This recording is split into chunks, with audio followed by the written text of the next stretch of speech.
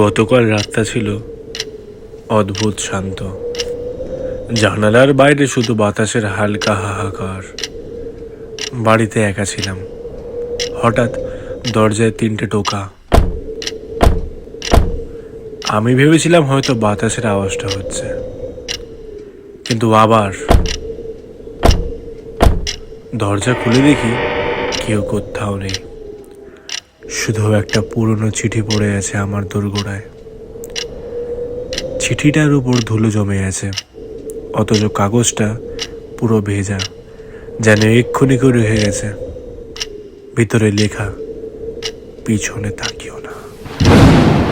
আমি স্তব্ধ হয়ে গেলাম, কিন্তু ভয় আর কৌতূহল মিশে গেল আমার ভিতর।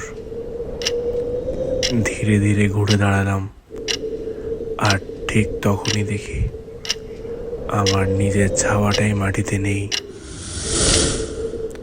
বাতাস হঠাৎ থেমে গেল, ঘড়ির কাঁটা থেমে গেল, আর পিছন থেকে কেউ ফিসফিস করে বলল, তুমি তো আমাকেই খুঁজছিলে, মনে আছে?